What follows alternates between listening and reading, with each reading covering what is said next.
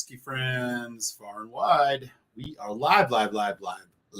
What's up, y'all? Happy Tasty Tuesday. You are in the right place if you want to talk whiskey, because that is what we do here nearly every Tuesday on the Malt Muser Whiskey Channel. I am said Malt Muser, humbly beaming the whiskey signal from Chicago, Illinois, USA. What is good, everybody? Glass raised to you all. We got a pretty fun show set up for tonight. We're going to uncork a bottle of something I have been waiting on ever since I heard about it. I'm very eager to get into it. I got a sample sent over by a good friend, FoodQuig. We're going to get into that. And just check in, talk whiskey. That's what we do here.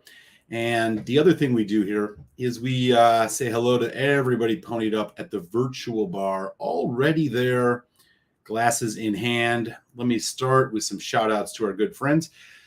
If you are just joining, say hello, pop your name in the chat. Let me know where you're coming from, and I will make sure to give you a shout out to wherever you are joining us across the country and the world. What is good, folks? First in the door tonight, Mr. Gerbic down there in Jupiter, Florida. What's up? He says, happy Tasty Tuesday back at you. I think it's going to be a quite tasty Tuesday, if I do say so myself. It is good to see you, sir. I hope you and yours stayed safe through that horrible hurricane and that things are going well around Jupiter, Florida. Right behind him, Central California, our man Donner Pass Whiskey. What up, Tim? He's working tonight, and we'll catch the playback while I raise a glass to you, sir. I hope your workday is going well. Folks saying hello to Donner. And then we got Chris S. He's joining us from the Quad Cities, just on the other side of the state of Illinois from where I am. What's good, Chris? Nice to see you for another Tuesday. Is it as chilly by you as it is here in Chicago? We have had our first recorded snowfall yesterday out at O'Hare. It didn't accumulate, but, we're getting a little snow. It's been in the 40s here today, and we're looking at 70s this weekend. So Midwest weather happening. Hope you're doing well, Chris. Good to see you. East Texas, somewhere on the border between East Texas and Western Louisiana, the man with the wrench, it's Daniel H. What is good, Daniel? Nice to see you, sir. How are you? East Texas getting down to 29 tonight. I know a little bit about the 20s already. I was camping over this past weekend up in northern Wisconsin, checking out some of those fall colors, and woke up to a frosty 23 Saturday morning. So yeah, I feel you, man. Hopefully you are staying warm down there in East Texas. New York City is in the house. What's up, New York? Jack the Pickled Hound, Slanch. Good to see you, sir. How are you? Detroit, representing the Midwest on that Great Lakes region. What's up, Brad Porter? How are you, sir? Good to see you. Sun Valley, Phoenix, Arizona. Our boy Leo's here. Good to see you, Leo. We got East Coast. We got West Coast. We got Midwest. What's good? We got South. We got Canada. Ontario, Mr. White. Always here. Always has good stuff to share with us. Always good to see. Nice to see you, my friend. Got a UK box Saturday. Bowmore Vaults Edition #1. Wow. And Elements Eilish Sherry Cask. I tried that one last week. Yeah. Glencadam 15. Great. 3 Aaron 10s. Old Ballantrum. Wow. Okay. Donner Pass Score. You got some good ones, buddy. The palm trees are going to be dying on the patio. Yeah. Ain't that the truth, right? Getting to that time of year, man. Yeah, it's kind of a work night for me. I'll have the smokers running most of the night. There you go. The man with the barbecue, Daniel H. We got 11 folks in. What's up? Say hello. Smash that like. Let me know where you're at. Checking in. It's our good boy, Mike D. out there in Maryland. How are you, sir? Mid-Atlantic in the house. Great to see you, man. I still have a couple samples of yours I will be getting into in the next coming weeks as well. Good to see you. All right, folks, we got 11 in the chat already. What's good? So, a couple housekeeping things. First and foremost, whiskey review dropping Friday.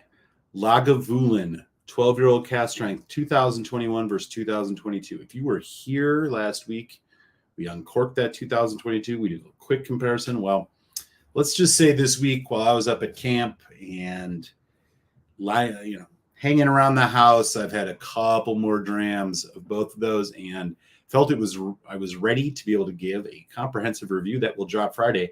If you are a Patreon supporter, in addition, of course, to the exclusive content, the raffles that you get in, which we'll be talking about in the next couple of weeks, third one of the year. And, of course, you get those early reviews. Well, guess what? It is in your inbox right now. You have yourself the whiskey review, Lagavulin 2021 versus 2022, 12 cask strength. I hope you get a chance to check that out. For everybody else, it will drop Friday here on the channel, so keep an eye out for that.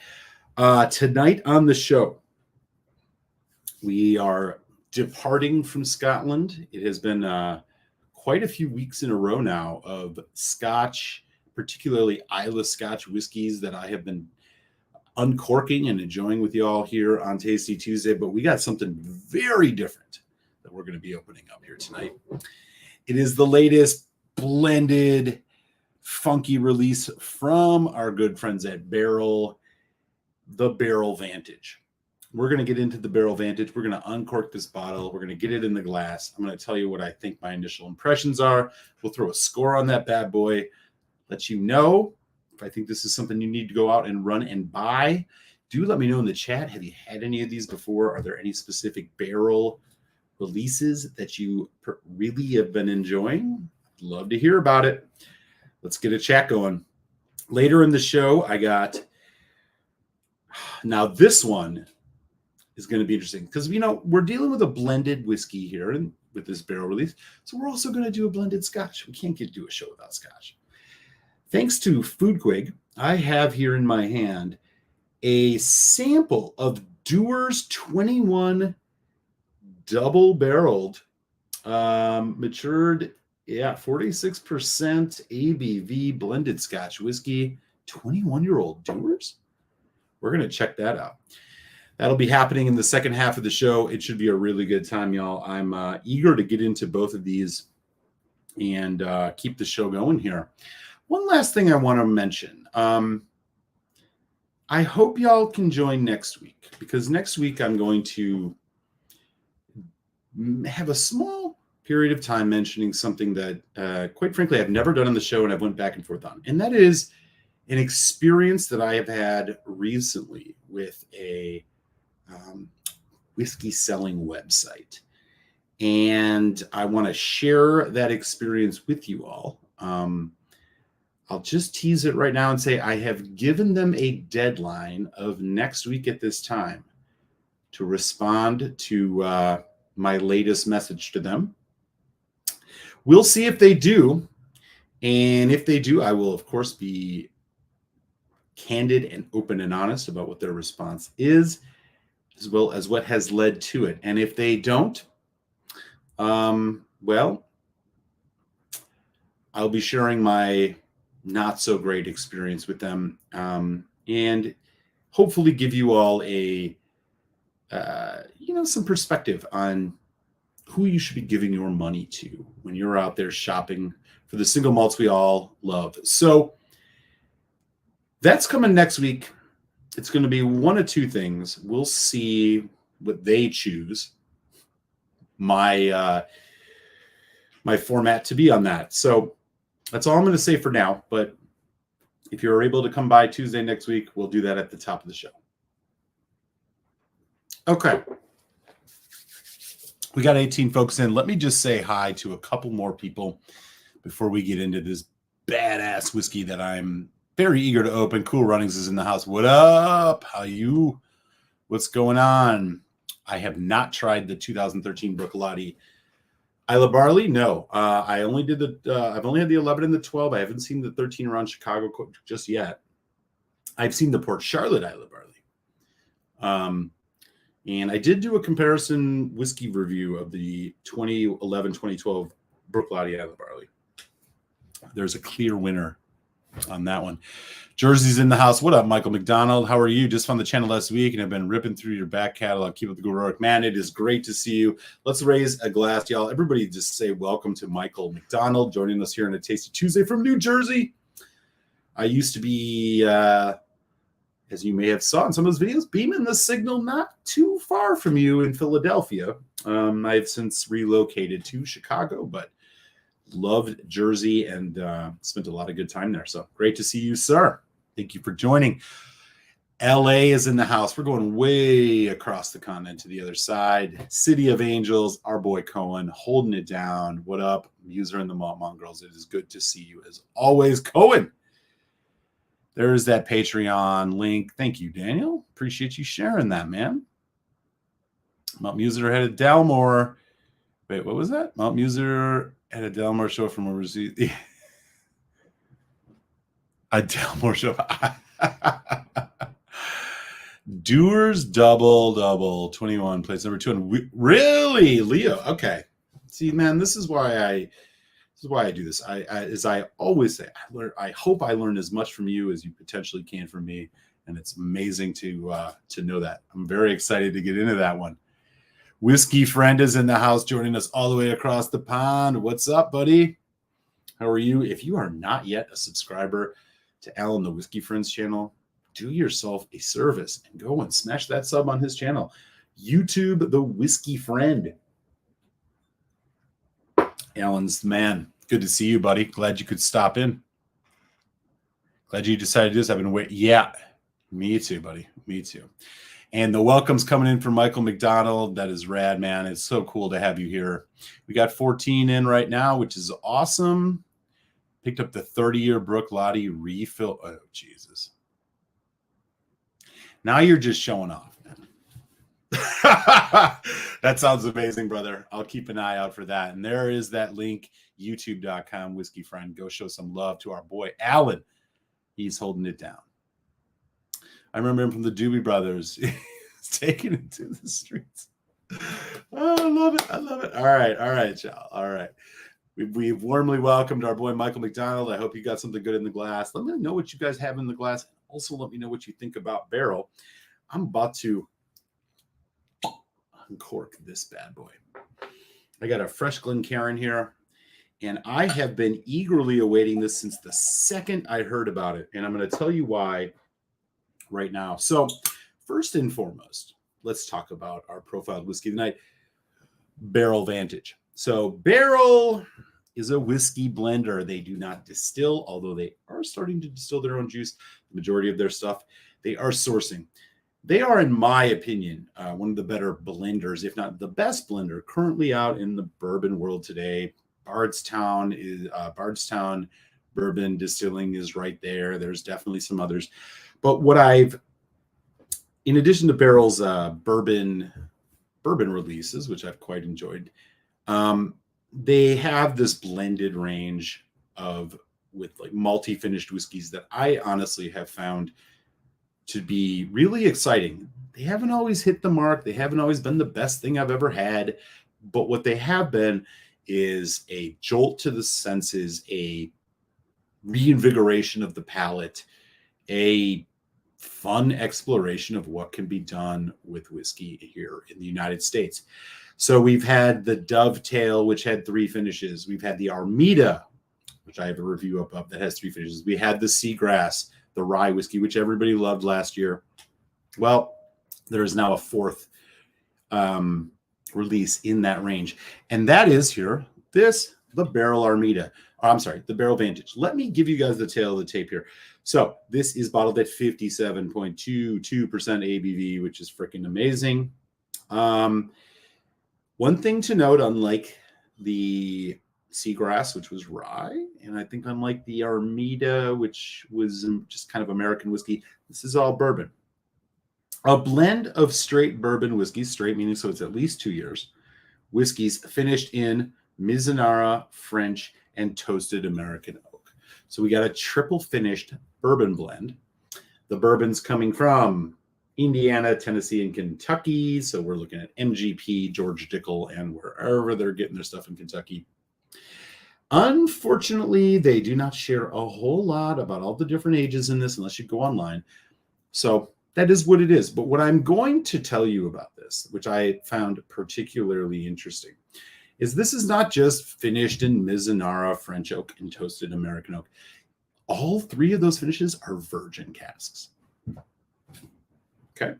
So if this is designed to showcase the effect or impact of wood on a bourbon, Mizunara, French, and toasted American oak, virgin casks, that's going to do it.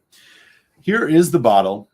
Now, a bottle of this here in the US running around $75 to $80, which is pretty much par for the course when it comes to stuff from Barrell. I am, quite frankly, a little bit surprised that it has maintained the standard price, considering how expensive is a virgin Mizunara oak barrel. Mizunara oak is 200-plus-year-old oak. It is from Japan. It is not cheap. And the fact that so many whiskeys have been using it, whiskey distillers have been using it of late, there's been kind of a Mizunara craze. The fact that they're using virgin Mizunara casks here is nothing short of pretty astounding to me. So that's the tale of the tape here on the Barrell Vantage. As for the other three in this, triple finished range that they've put out, I mean, if you watched my favorite whiskeys of last year, you saw the Barrell Seagrass was on there. I loved the Armida. I liked the Dovetail, which you can still get your hands on. I think if I was going to rank them, for me, Seagrass 1, Armida a close second, and Dovetail a third. Where is the Vantage going to fall into this? We're going to find out in just a couple minutes.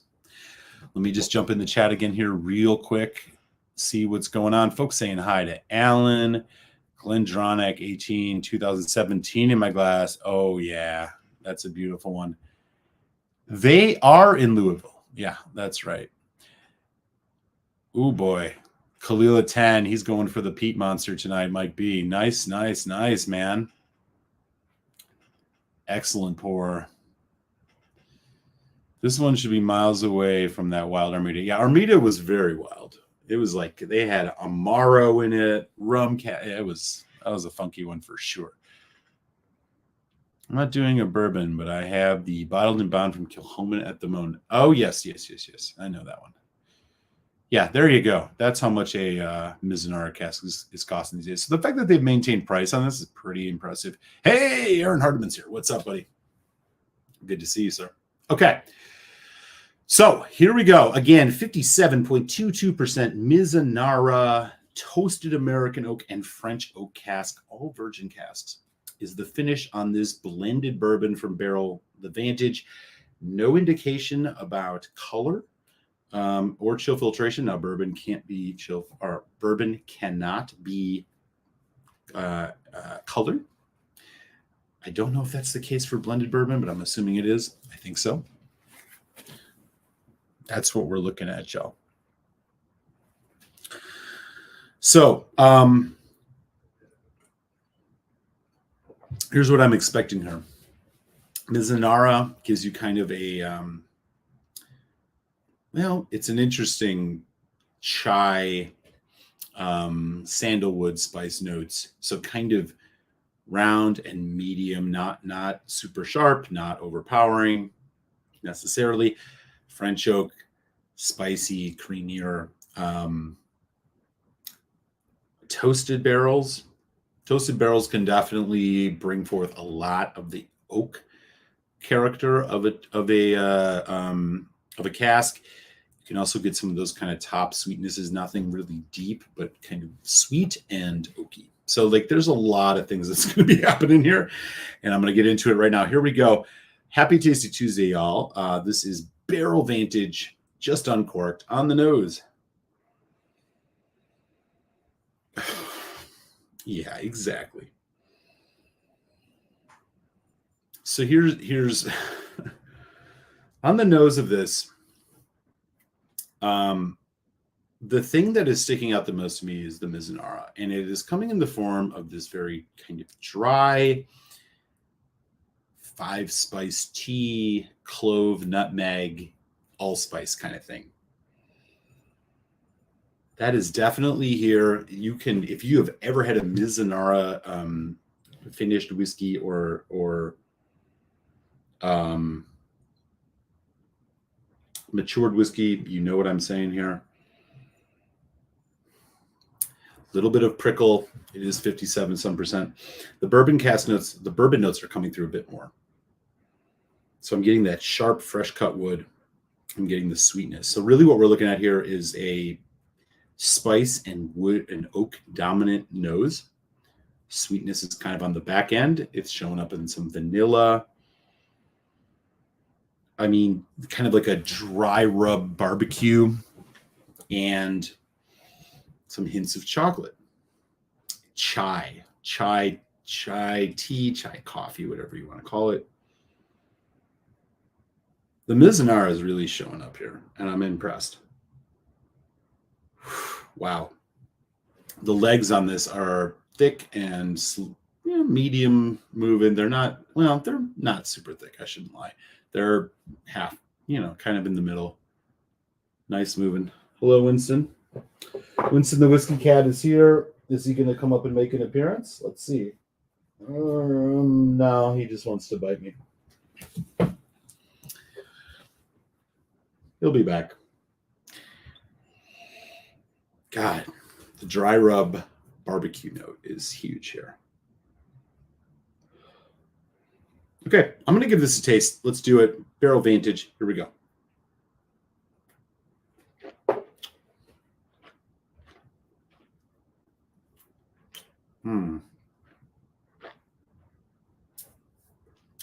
Oh, man. This is awesome.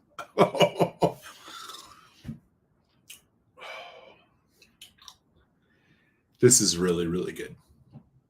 I actually didn't quite expect it to be this good. That first taste was amazing. Let me do one more here and then let's talk about it. Damn.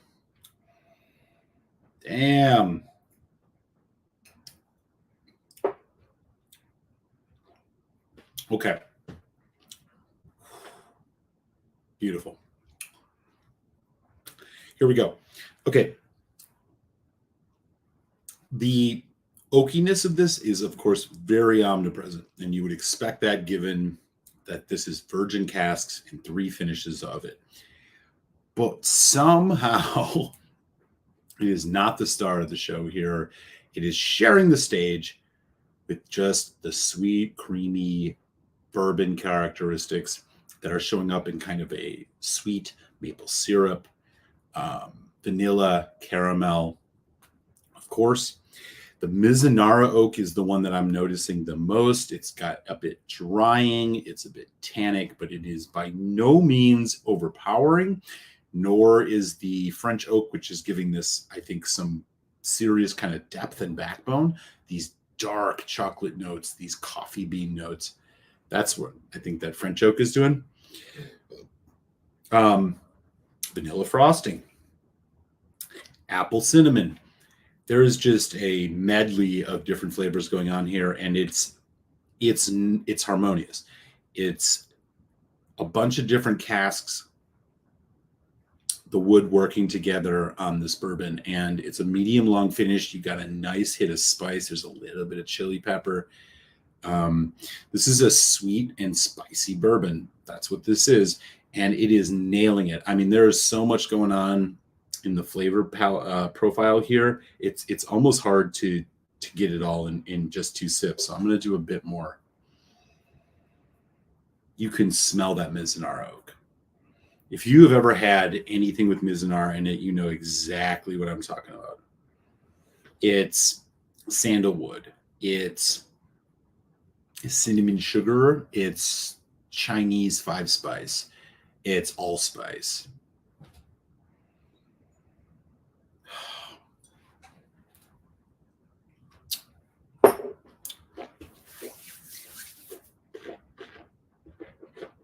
Mm-hmm. Oh, man. Winston, come on up. Let's see what Winston the Whiskey Cat thinks of the Barrell Vantage. You know he's got a discerning palate if he ever's on. He wants no part of it. He never does. Okay. So after a couple sips, this is where my palate's at. I mean, it is, the oak casks are increasingly more dominant, but there is a chocolate liqueur, kind of chocolate coffee liqueur note going through this that is rounding off this, just like how edgy these virgin oak casks could be. It's not as much fresh cut wood as it is just kind of charred oak, which is, I think, a really good thing. Little bit of heat, a bit more cinnamon now, but like for the most part, this is a pretty nice ride. It's not, the thing that I'm noticing that I'm a little surprised by, especially with the bourbon in here, not a lot of fruit notes. I was getting more of a little bit of an apple cinnamon thing. It's there, but it's muted. This is a much more darker notes, earthier, spicier, oakier. Amazing that this is as palatable as it is at 57.22% ABV. I mean, which is just incredible. And I also want to say that I think that the bourbon that they're using in here has at least some age on it. They're not using, it's straight, so it's got to be at least 2. And they don't disclose the age of it like they do in some of their other bourbon releases. But I would imagine that we're dealing with something in the like 8 to 9-year-old range as a median of the bourbons that are blended in here. And the reason I say that is because it doesn't have real sharp edges. It seems to be rounding off and taming the oak. Usually it's the opposite way, where it's kind of like the casks are what are kind of rounding off the spirit. It seems to maybe being a little bit in reverse here. It's working. Whatever they're doing here is working. Let's do one more neat sip, and then I'll put some water on it.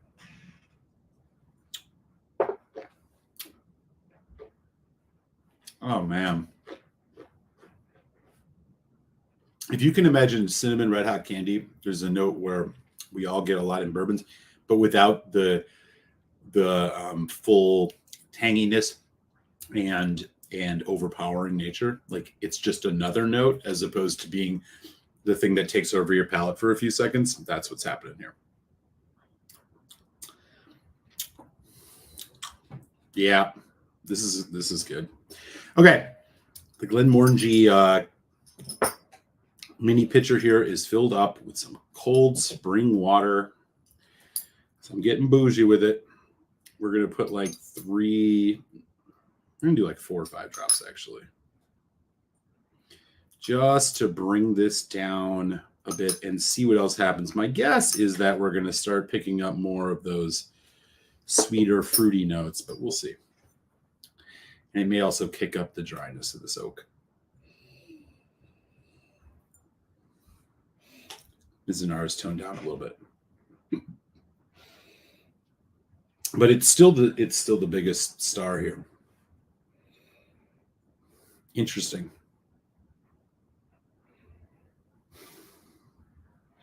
Sweet, dry oak spice. A lot of spice. Not hot spice, baking spice. Okay, here we go with water. In fact, I'm going to cleanse my palate quick.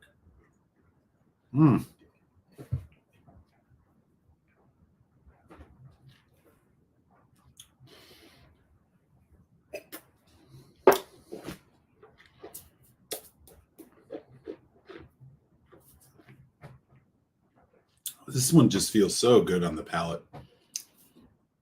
Creamy and full mouth coating, and then you just got this spice note going through it that's rounded and accessible.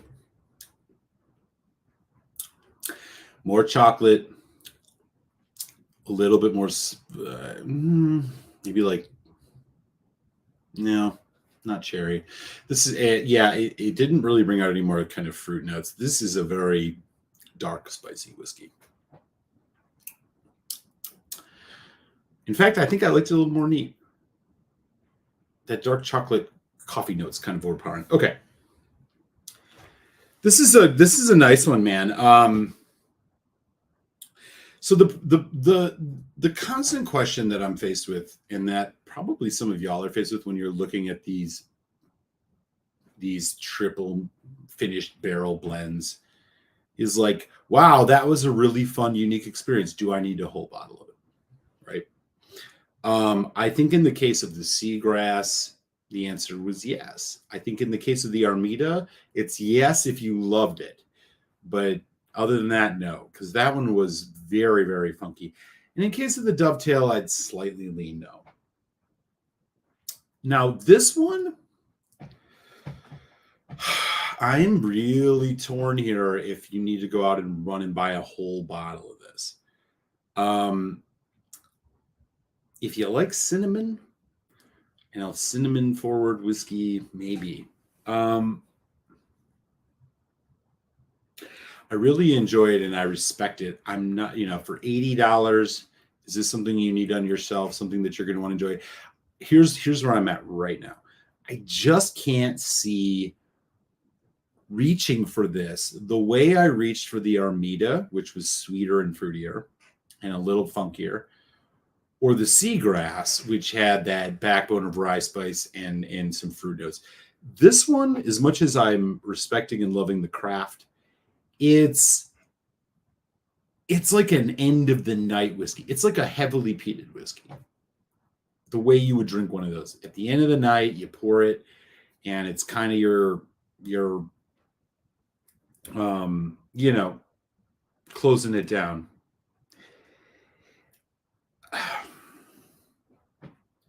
It just doesn't have the drinkability that I feel like the others had, despite me liking it more than the Armida, which is like the paradox here.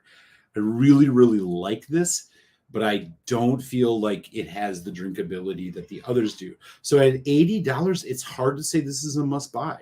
I'm just being real with you. Like for me right now, after a dram of it, it just doesn't scream, I need this. What it screams is, this is a really fun whiskey, and hopefully it'll get even better, and I won't regret it, and I don't regret it, and you won't regret it if you buy it, but it's not a must own like I think the Seagrass was, and for me the Armida was. So I'm going to tag this as a 3.75, 3.5 range. Let me think. We got to put a score on it. I'm going to go 3.5.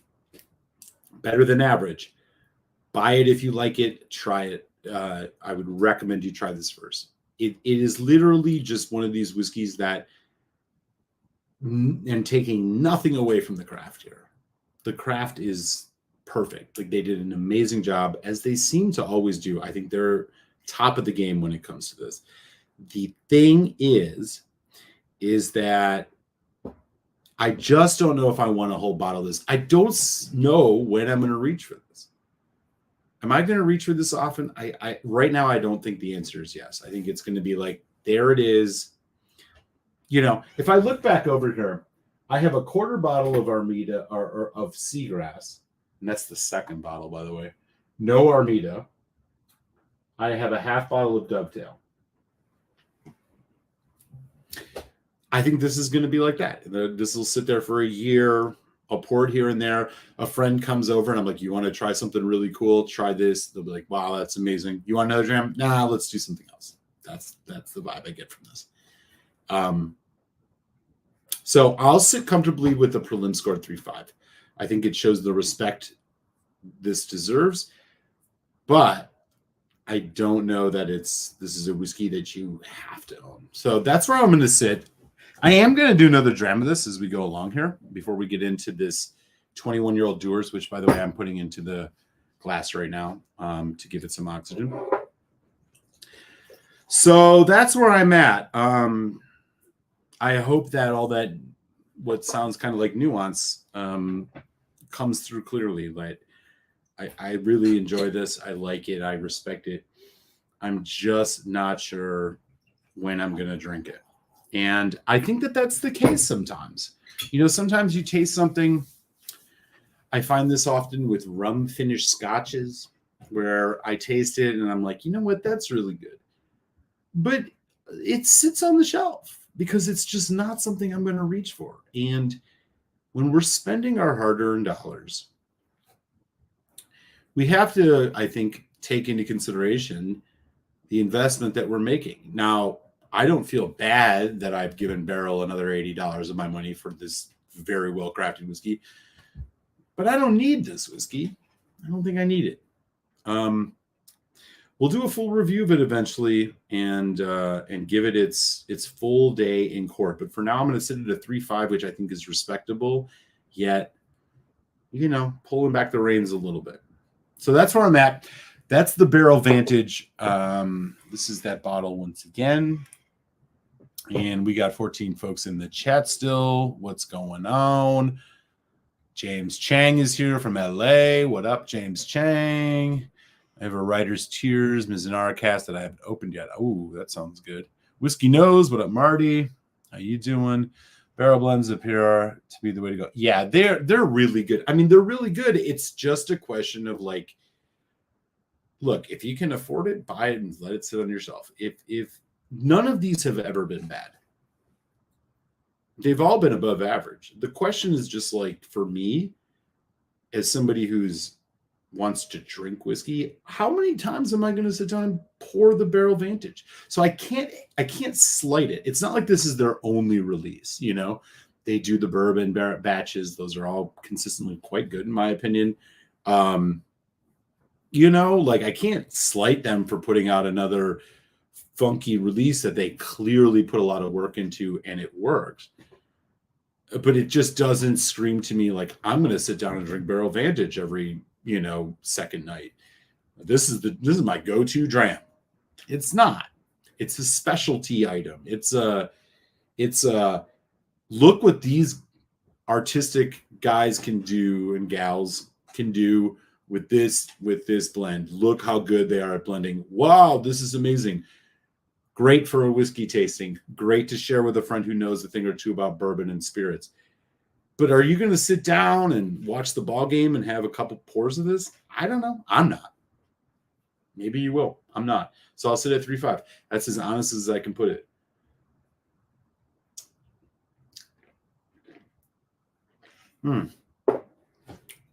It's good though. It's good. It's just not. I'll be honest with you.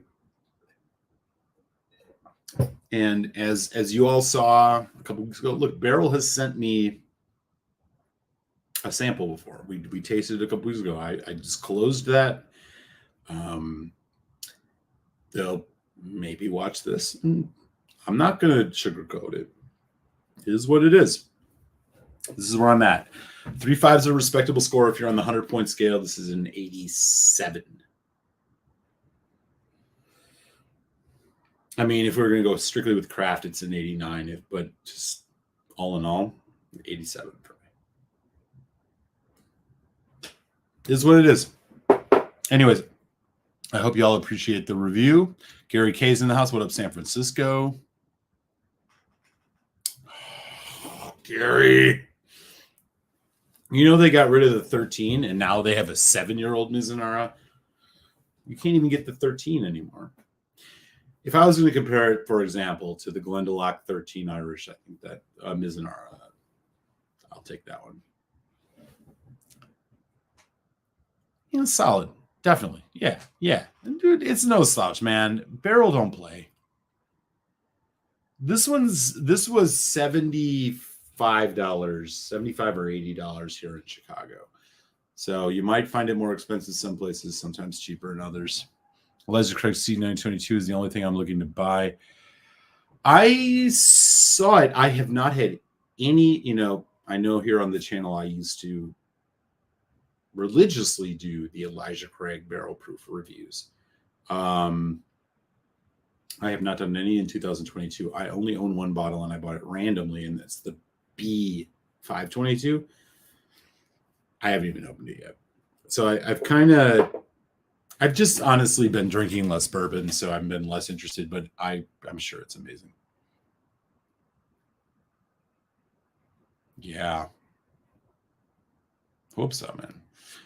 Larceny barrel proof B and then C, well received 2. Picked up the B and waiting on the C. Okay. Yeah, the Larceny, I do have like one from a couple of years ago, one of those barrel proofs. Look, I was never as much of a fan of Larceny. Just I'm not a big wheated bourbon guy, even though I know it's not like fully wheated or anything, but I liked the barrel proof. It was quite good. I just poured a little Armida. It is sweetened up and gotten way more rounded. Still botanical and everything sweet. Yeah, the Armida was just, look, again, and just to be clear, like this is Armida level quality. Like the Armida is a very funky whiskey. It is a real fun whiskey to try. I drank the whole damn bottle. This one's right there, like same quality. Barrel does. I have never had anything from Barrel that other than one of the New Year releases, those New Year's ones that I thought was a little bit. I've never had anything from them that was low quality. Their 13-year-old Canadian rye that I think it was third place in my one rye to rule them all bracket. I only buy the C Elijah Craig's the past few years because they're the best batches. Interesting. Yeah, I think in 2020, the B was the best. And I honestly still think to this day that that's probably the best batch I've had in the last 5 years, the B520. The C19 and the A19 were both really, really good. Most of the time, the B batch disappoints me the most. It wasn't the case in 2020. So I tend to agree with you, Cohen. Michael McDonald, total line has the Glen Fodry Speyside finished Mizunara. That's pretty tasty for 50. At 46. Okay. Yeah, they're not a real distillery, right? They're like a blend. What is the deal with them? Somebody knows. Glen Fodry. But still, 46%. I mean, if you want to give me a reason to buy it, 46% is a reason to do it. I have so many Elijah Craig barrel proofs. I know. I was like, you know what? I'm just done with these. I'm gonna wait and see what people say. And I guess I bought the wrong one. Glendalough 7 Mizunara's pre-October reviews, and it's about $100. I passed. Close out. They have a few 13s, and it was the 13's awesome. It's shitty to hear about that. 7.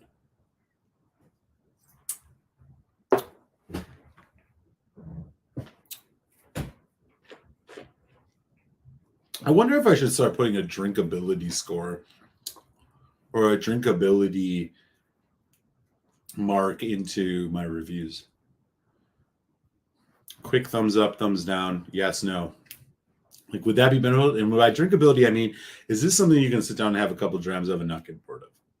I suppose that might, this is all subjective, but that might even be too subjective. It's got me thinking about it, though, with this whiskey. James Chang and Megan McDonald. I was thinking of the Mizunara when it first appeared. What whiskey would you say it most resembles? That's a good one. I'll send you samples of the other ACBPs so you can compare. Daniel H says yes. Cool. Yeah, I'll think about it. We'll see what other folks got to say. Yeah, man, this is Mike says bring back Winston. I wish I could. I don't know where he is. I'll do my best. If folks want to see Winston, he's not a little bit of an asshole today. I'm not gonna lie. A little bit of a prick today. Which is, sort of par for the course for Winsty, the whiskey cat, but he's just been kind of a dick.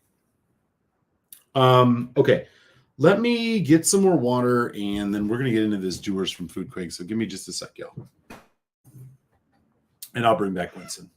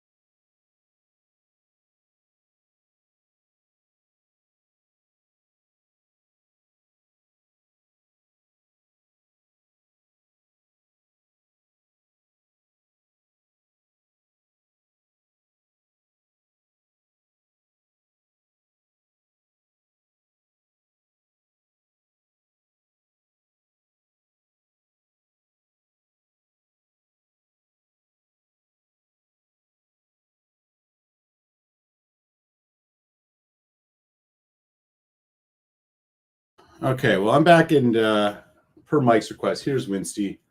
Winston, the whiskey cat. He's a Nebelung, which is a variant of Russian blue. He's just over 2 years old. He's got a ton of attitude. So there's an old saying that, you know, and he's biting me right now, by the way. Are you guys seeing this? Yeah. Oh.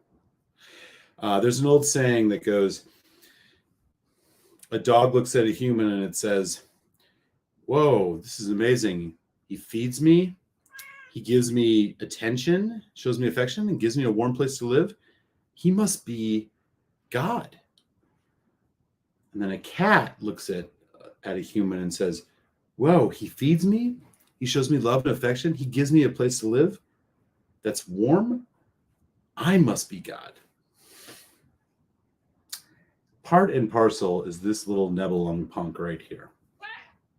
One more chance. You like it? All right, Winston. So that's my tale of Winston the whiskey cat. Normally he would be up here guarding the carcass, which we'll see if he wants to do right now. But he's got a lot of attitude today, and I think it has something to do with the fact that I wouldn't let him come outside with me. But it is what it is. All right, continuing on. We are going to shift gears a little bit here. We got 14 folks in. Let me just give you a quick reminder. Lagavulin 2021 12-year-old versus 2022 12-year-old cast strength. That is the review you can expect to drop Friday. Patreon supporters, thank you so much. Again, as always, that will be in your email inbox. In fact, it should be already. I should also, for Patreon folks, I should have another Patreon exclusive review coming up pretty soon of a rather special bottle. So excited to share that with y'all. But that review will drop Friday. We're going to move on here to a sample sent over by good friend of the show. And if you haven't subscribed to him yet, you should. FoodQuig. So the FoodQuig has sent me the double 21-year-old Dewar's blended scotch. So we did blended bourbon. Now we're in blended scotch. Take a look at the color of that. I don't know what to say about it. I have no info on it other than what he said here on the bottle. 46%, 21 years old, matured, double matured. So blended scotch, 46%. I don't know.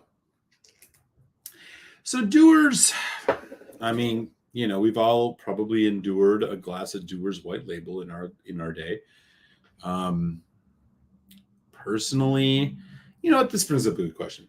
When you're out at a bar you don't choose, and you know they got like 5 scotches, right? What's your scotch? What is the scotch you pour? Do you pour the Johnny Walker Red? Do you pour the Dewar's White Label? Do you go for the Cutty Sark? Do you go for the what are the other ones that you see? Sometimes the famous grouse, you know, just the rail. What is your rail scotch of choice when you're backed into that corner in life? You're out with that family who takes you to the place that has no good booze. What is your rail scotch of choice? This I'd love to hear. Mine, if you twist and turn my wrist, I'm stuck between the famous grouse and the Cutty Sark. Ideally, Cutty Sark Prohibition Edition, but you're not going to find that in many U.S. bars. So if I got to have a glass of scotch on the rocks or a glass of scotch neat and it's just a bunch of blended crap, I'll take the grouse probably as number 1 and maybe Cutty Sark as 2. Dewar's White Label is a distant 4th as far as the blends go. The blends are they're tough. You know, yeah. Sometimes you see what's that other one? The other big blend. Yeah, the little Johnny Walker Red is probably one of the last ones I would touch. The Chivas Regal. Chivas Regal is usually like one that you find too. So for blends, yeah, your rail blends, the rail blend at the corner bar that has nothing, and you just want to have some decent whiskey. For me, I'll go with the grouse. If they don't have the grouse, I'll do the Cutty Sark. If they don't have the Cutty Sark, then we're going Chivas. If no Chivas, then we're going. I mean, if they have no Chivas, I'm really going to lament being there. Then I think I go to the Doers, and then Johnny Walker Red. Johnny Walker Red just, I don't know, doesn't land well with me.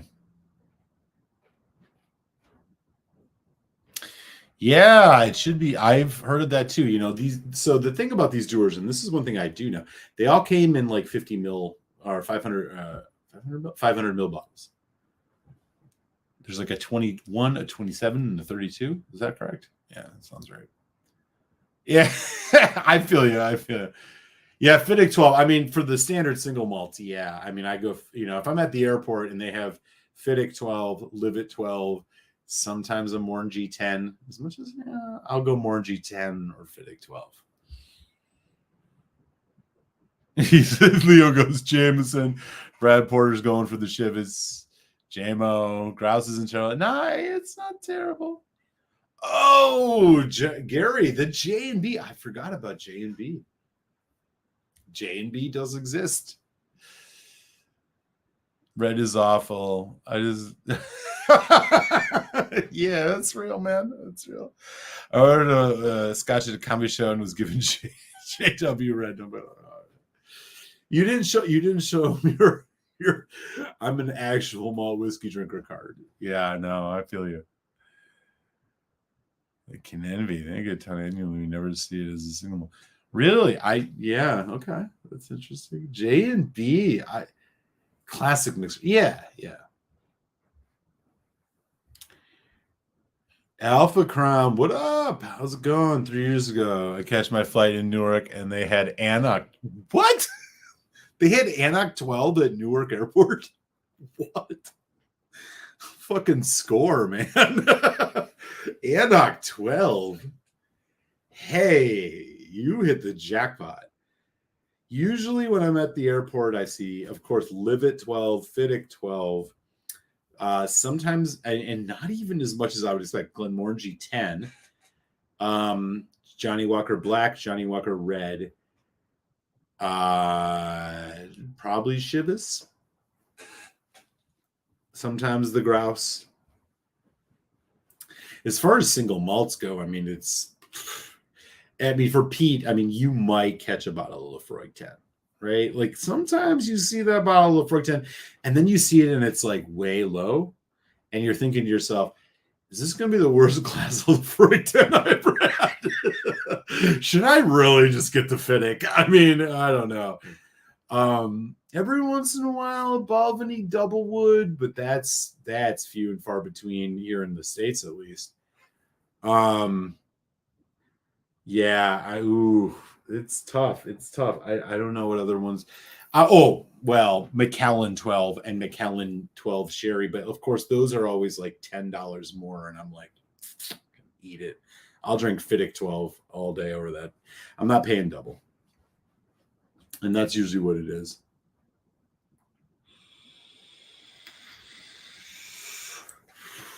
Maybe I should do a review video of like common airport scotches. What should you order when you're at the airport?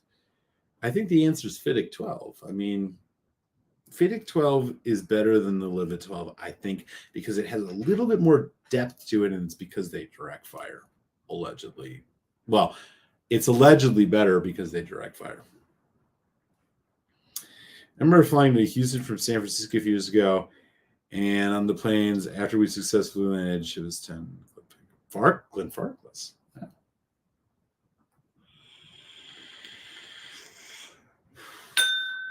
That's interesting. So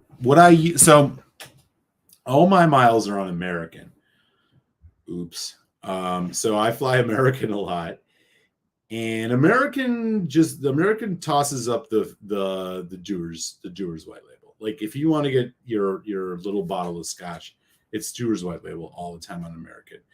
Hearing what airline were you on Daniel, that had the Farkless 12. Oh, United. Gary had a United. Okay, see, I mean, I'm in Chicago. United's hub here, kind of headquarters here. I should fly to United. Shit. Farkless 12. Interesting. Top D's in the house. What up, Ohio? How you doing, man? Made a highball with soda and Farkless or Fittig 12. Yeah, there you go. Yeah, I'm with you. As far as single malts that you're most likely going to get in an airport, I am going to do a video on this. I think this will be fun. I'm with you. Fittig 12 is probably my choice. As far as the blends go, though, when you're at the crappy bar with people that dragged you there, Grouse is 1, Cutty Sark 2, Chivas 3, Dewar's White Label probably 4. J&B 4, Dewar's White Label 5, and 7, 9, 80 Johnny Walker Red. Yeah, it's probably was United. Delta. Okay. Shit. Yeah, American is all about the Dewar's White Label. They do have what were the bourbons they had? I mean, whatever. Jack Daniels. Yeah, that's what we were saying, D. It's like, yeah. Ideally, in that scenario, you're just getting a beer. So we're gonna take this Dewar's conversation into this sample. I have not. The sample that I have here poured, and it is a generous Quig size pour because it is from the Quig. Look at that, probably fake color. This is Dewar's 21-year-old double. This has been sitting in the glass for probably 15 minutes. 46% ABV, blended single malt Scotch. We had a blended bourbon. Now we're having a blended Scotch. Let's check this bad boy out. On the nose, tons of sweet sherry. So this is sherry matured. Maybe fully. This has a naked grouse nose in that it is super, super sweet. A lot of fruit notes, and it not spicy sherry. It is all sweet strawberry, mixed berry, cherry notes. Hardly any oak behind it. I'm literally overwhelmed with sweet fruit notes. This is not a bad thing. I wonder if this is PX. Okay, there we go. Little bit of oak, little bit of like marzipan, almond. But I'm just gonna be straight up, and this is very sweet and fruity. All right, here we go. Dewar's, 21 years old, double, 46%. Thank you, FoodQuig, for this generous sample. A blended Scotch whiskey. Here we go.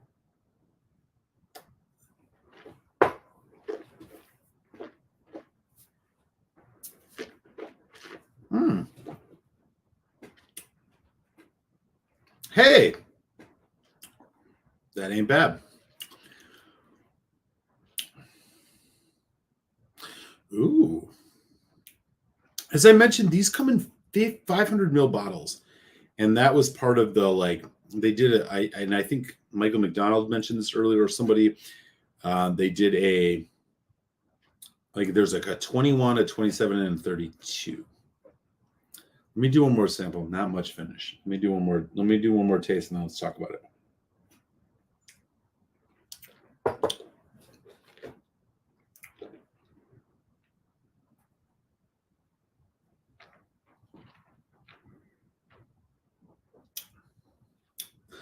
Okay. Light to light medium body. Light medium. Sweet. Red fruit sweet, strawberry kind of thing. But you get a nice surge of, this is Oloroso sherry cask all over it, in my opinion. You get a nice surge of darker red fruits as it develops, as well as some spice. Tingling on the tongue, bit of oak, bit of vanilla, darker red fruits, medium to short medium finish. A quite a nice event. There's a little bit of almond kind of nuttiness. There's a bit of vanilla creaminess. A lot of red fruit. This is a very let me think about how I want to describe this. It's a very clean whiskey. It is a very designed whiskey in that the sherry notes, which I think are Oloroso here, they're as stripped of any type of funky nuance, dark fruit note nuance, really. Like anything edgy, anything that has any type of unique character is stripped away here. You're getting a predominantly sweet note with a darker fruit and oak background baseline, kind of carrying this all the way through. A lot of mixed berry, blackberry, cherry note. Let me just take a quick look here. I have not looked this up. I didn't look it up before the show. Dewar's 21. So, I misspoke. They're 375 mil, so they're half bottles. I was saying 500 mil because for whatever reason I was thinking about our friend that boutique whiskey company.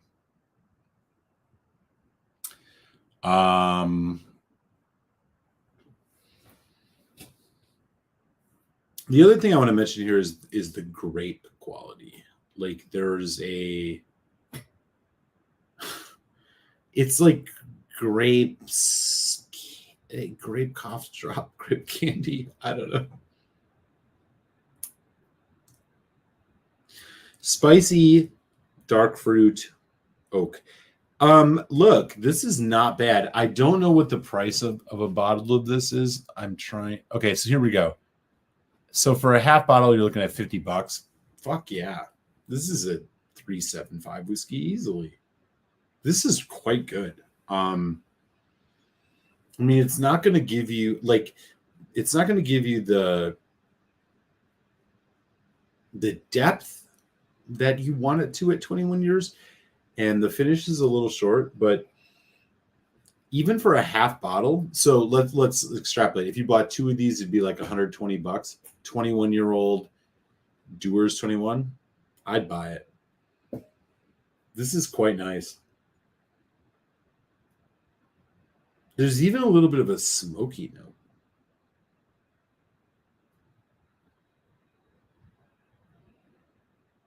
Wow. Super interesting.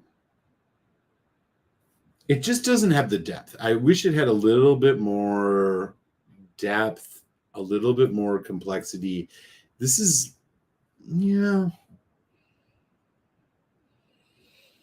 definitely Oloroso. You know what? I'm going to actually downgrade this just a notch.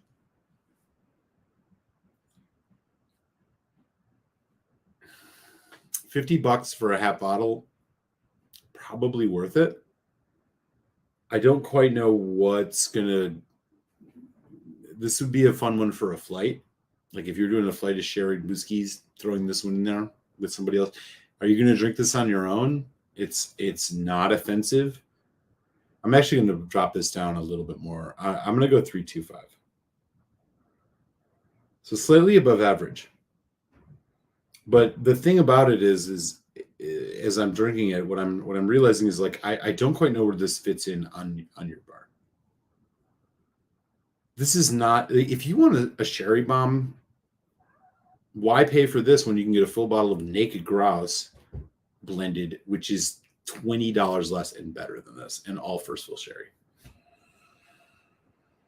Or you invest in a nice single malt.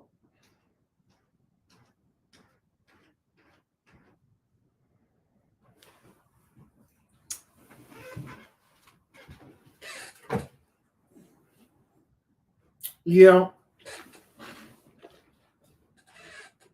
do you think?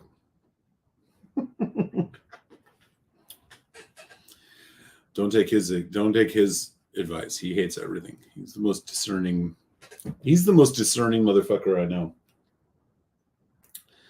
Look, this is It's a respectable whiskey for doers. It's tasty.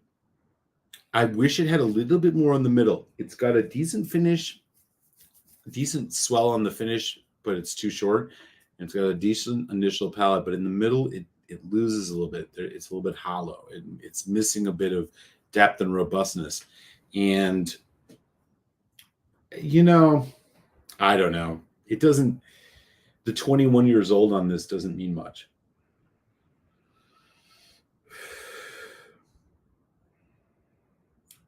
Not bad. I'm going to sit at the 3.25. If I had a whole bottle of this, I could play around with it. I could see this getting to a 3.5. I could see this going to a 3. It's kind of right in that range. It just doesn't quite have enough to justify what it's trying to tell you it has. And I think for that, I'm gonna knock it down a bit.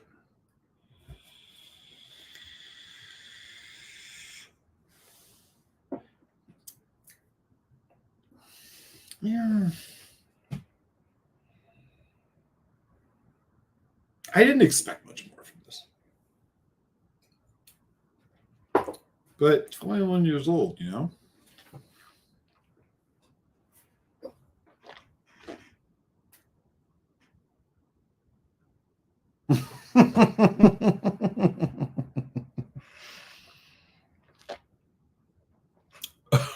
Dustin, you're talking about top D? Nah. I think he likes more than Springbank, but fair point. Oh, there he is.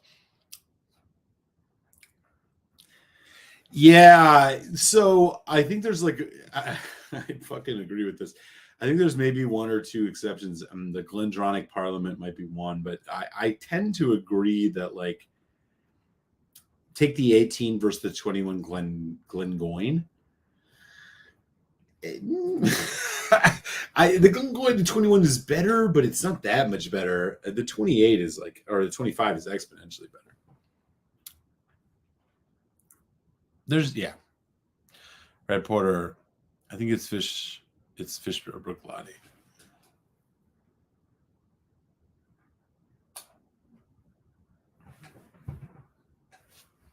Well, that's true. That is true. We will soon. I think next year, right?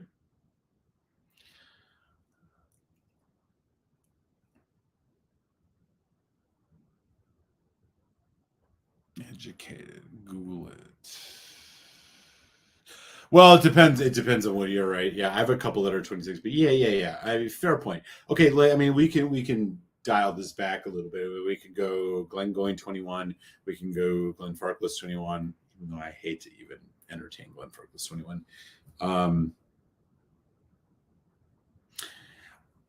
Balvenie 21 single barrel traditional oak. Balvenie 21 Portwood. American release, not the 40% British one. I mean, I think those might be exceptions to the rule, but otherwise, yeah, I agree. Look, I mean, Donnerpass, you nailed it. I mean, I think when you look at the Glengoyne core range, I think the 10 is disappointing. I think the 12 is really good. I think the 15 is really good. I think the 18 is disappointing. I think the 21 is okay, and I think the 25 is fantastic. It is just full spectrum. Old Pulteney had a great 21 at one point in time. It is no longer something you can get your hands on, really.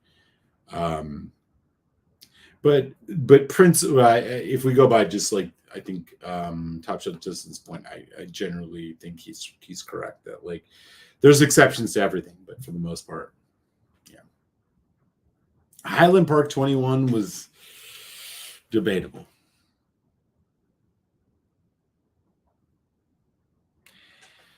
You'd rather the sherry single cask than the 21 traditional oak? Or are you saying you'd rather have the 15 single cask than the 21 Portwood? If it's the latter, I think I agree. If it's the former, I think that 21 traditional oak was really damn good. Ralphie just reviewed Balbler 21 and gave it a 90. I saw that. I'm interested. I have honestly the Balbler rebranding worried me too much. I've mostly avoided them. But I trust them.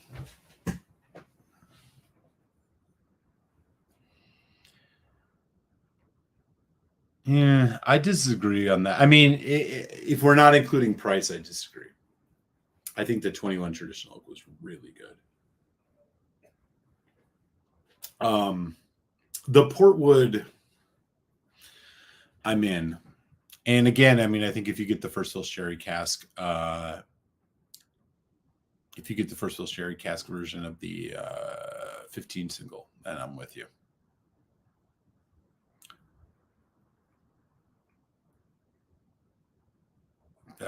Yeah, he had a nice score on it. Peter White, yeah, I would trade Glengoyne 21 for a Bob when he first fill sherry. And like, first fill sherry, definitely. Yeah, the Glengoyne 21 was. It wasn't that much better than the 18, I thought. And I didn't think the 18 was good. I liked the 15 better than the 18. And I liked the 12 maybe a step below the 15. I won't mess around with Glengoyne's. Glengoyne's core range is so. It fluctuates so much. The 12, in my opinion, is leaps and bounds better than the 10 and only $5 more. The 18 is $30 more than the 15 was, and not nearly as good. And the 21 is like $60 more than the 18 and just as good. And the 25 is $300 more than the 21 and way better.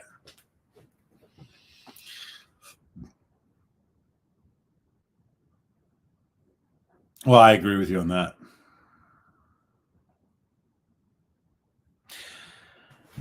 I don't think I've never had a 15 bourbon, so I can't really speak to it, but I'm not sure. I think that it really just depends. Really? I've seen a lot of them. Yeah, honestly, most of the ones I see around Chicago are much lighter than the one that I have. I wish I've never had it, and I honestly I don't think it would stop me from buying it because I like Balvenie malt. I mean, they have quite an integrity release. So I kind of am like, I don't know if the first fill versus non-first fill thing is that big a deal. It's just about your expectations, and I wish they would just label it as such. I mean, I would try the 12. So they have a 12, a 15, an 18, and a 25. I mean, they went to like just year running, but they bottle at 46 non-chill natural. Look, Bubbler's great whiskey. The first 5 out of 5 I ever had is this one right behind me, which still has some whiskey in it. I actually have a backup, which is the 1990 second release 25-year-old. It's awesome. They have good stuff. I've had the ex-bourbon 15, 21, 25. The 15 killed the other two. Indy's in the house. What up, Vancouver? How are you? I only get the refill Balvenie 15 here in Michigan. Yeah, have you bought one? I know the prices have gotten a little nuts. I mean, here in Chicago, they're $150, and I won't buy one. As much as I do like their stuff, I'm just like 150 is a lot. I remember when they were 110. I mean, but the world changes. I think you can still look online and find them a little cheaper some other places. I'm just not convinced. I just can't. I don't know that the refill is like somehow that much worse. I don't think it is. It's Balvenie. There's been a couple bad Balvenies out there. But for the most part, I think Balvenie is a slightly overpriced distillery that's trying to compete in a world of much shittier presentations that are trying to sell at the same price point. And I think that's what Balvenie suffers from. I mean, it's just the reality. I think the Balvenie Weeka Peat 14 is fucking awesome. The 12 toasted American oak, sweet toasted American oak was maybe one of the more disappointing ones, but it's still solid. I think that they suffer from the fact that like they have to compete with a bunch of whiskeys who are doing with presenting with way less integrity than they do, and charging the same price.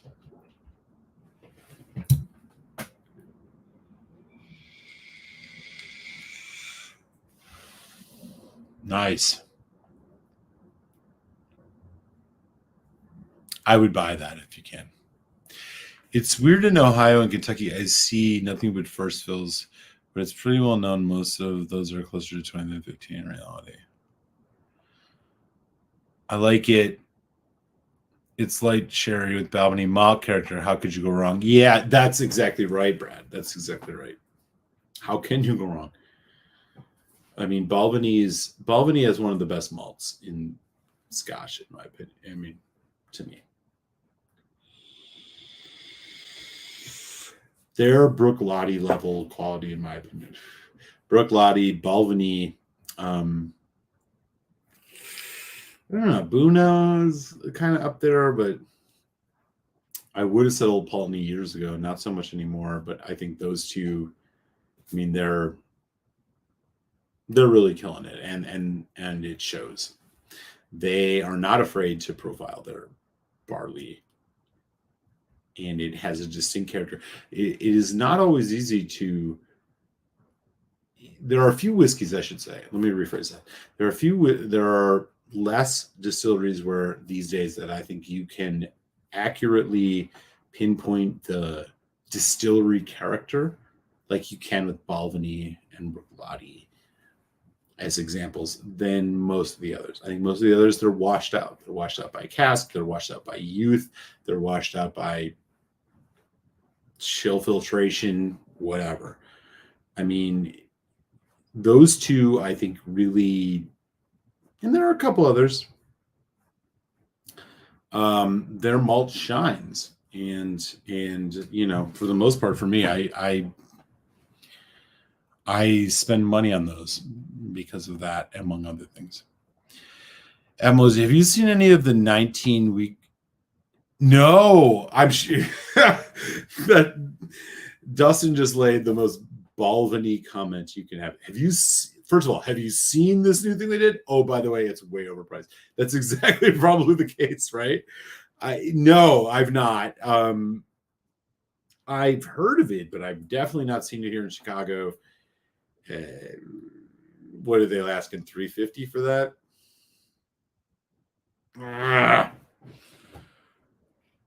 I fear it. Yeah, I can imagine. They had that 17, yeah. Right. They still have not had the Balvenie Weeka Peat 14. Keep past. It's really good. Honestly, I think the Balvenie 14 Weeka Peat, I think I had it 2 years ago. It was a 4 out of 5 for me. It's really good. It brings the complexity you would expect of profiling the Balvenie malt, and then also having space for the peat and the more peat than smoke, but it was there. It's a really good whiskey. It's something that I went back to multiple times, which we were talking about earlier when we were talking about the Barrell Vantage. I went to it multiple times. I think I nearly killed 2 bottles of that. Great stuff. And it's at a really good price. I think you can still get it for around like $85, $90 USD. I would buy that without hesitation. Not had a Balvenie in a couple years. I have a couple new ones. So like we're going to be getting these on the show. I've got the new ton, the batch 8, and I have the 21 second red rose. We're going to get into these in the next couple of weeks, I think.